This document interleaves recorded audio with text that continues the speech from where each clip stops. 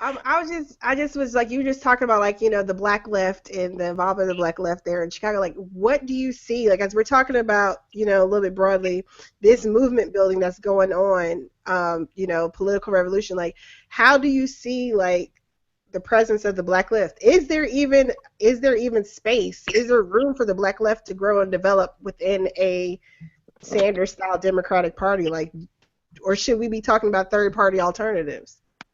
Ah, very good, very good. Okay, well, first of all, most of the black left, the self-identified black left, you know, as far as any sort of electoral politics this season, it was by Anita. Not, Hmm. specifically they would point out certain occasionally they would sort of, endorse Kim Fox like peripherally, but the main thing was by Anita. Not, you know, there are people who are on the Bernie bandwagon. I saw some they had a plane with the letters by flying, and it said, I forget, Hillary and Rom or something like that. Did Hillary Hmm. and Rom also by Anita? So, but it was the same way that they kind of engaged the Kim Fox campaign, which is more like, let's kick the bums out. Let's not vote for Hillary.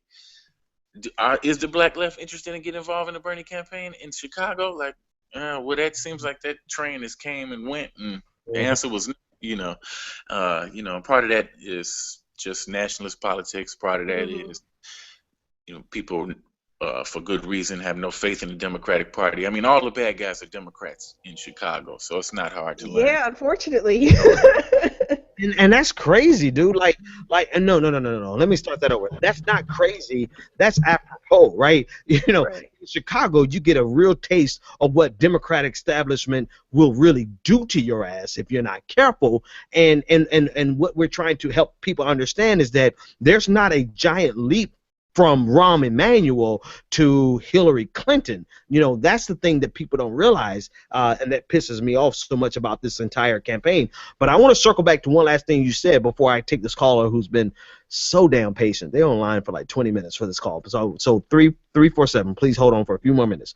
Well, something you said is about the black left not really being involved in the Bernie Sanders campaign, but they're heavily involved in the local campaign of Buy Anita, which they were successful in, Hmm. right? Hmm. Black left, and this is important to the broader conversation of a lot of people who aren't black. The black left has the voices, the alternate voice to the black democratic establishment.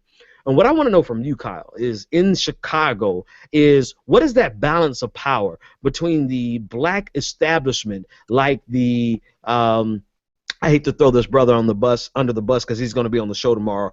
Like the Bakari Sellers or the Michael Eric Dysons, there in Chicago, where they are baked into the Democratic establishment, versus the left-leaning progressive black left. What is that balance of power? Because we needed the black left in this election nationally, but the black left in Chicago sounds like they stood up for a local issue, even if they didn't stand up for Bernie Sanders.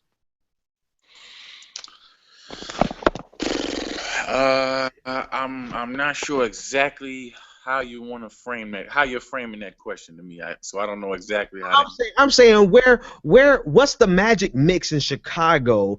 Like what do you say to the national black left, because they had the opportunity? Van Jones really made an indictment against the national black left in this race against Hillary Clinton, by virtue of Bernie Sanders. They're just absent, right? What is going on in Chicago that the black left was able to get out and get rid of your girl Anita, but they didn't want to get involved with Bernie Sanders? Where's the disconnect? And what do you say on the national level? Like, what can you extrapolate from that local All right, Chicago first level thing, to first the thing I'm gonna say is I never, in America we blame black people for everything.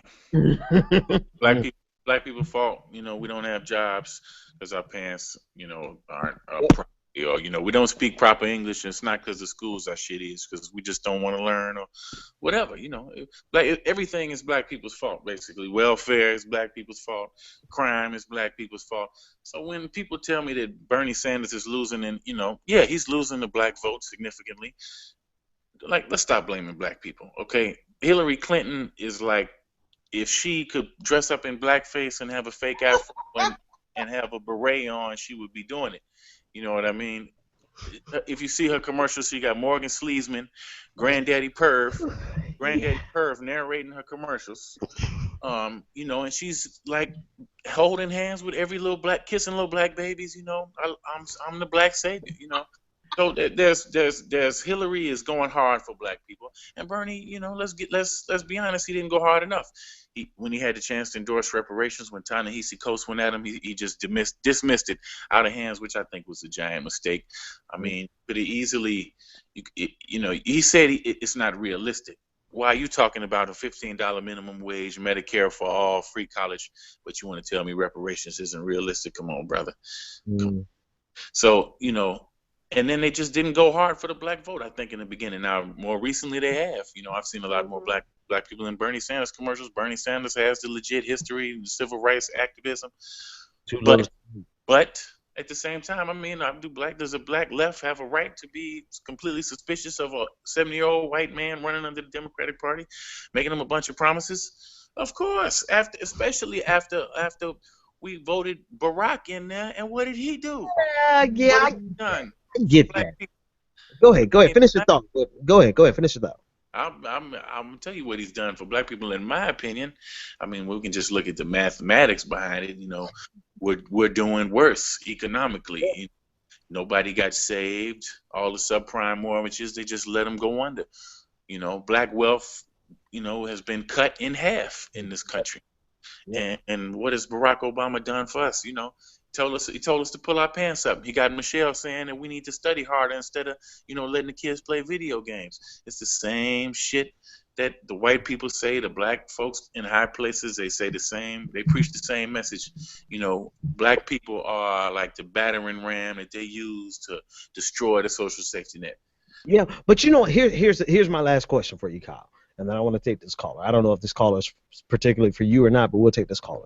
Here's my question. When you have Hillary Clinton using the black vote in the same manner, and then you have the black left who can really sit Hillary Clinton down, it's almost like the Anita Alvarez in Chicago. Did I say her last name right? Alvarez. Anita in Chicago versus Kim. It's not that you guys came out so much in love with Kim. You guys said, to hell with Anita, she got to go, right? It could have been the same thing on the national level where you're not so in love with... Look. Some of the blacks claiming the victory, like I heard some of the young ladies talking about how, like, we did this, and that's, that's a natural feeling. I build a building, I pour concrete in the building, me and 1,000 other guys, and I point that building out to my children, and I say, I built that. Now, I'll explain, no, it wasn't just me. It was me and 1,000 of my good brothers and sisters in the union. But, we can't get the black left too much credit for getting Anita Alvarez out, because she was endorsed by Sun-Times. Kim Foxx was endorsed by the Sun-Times, the Tribune, the Defender. Pretty much, she was endorsed by the Cook County Democratic Party.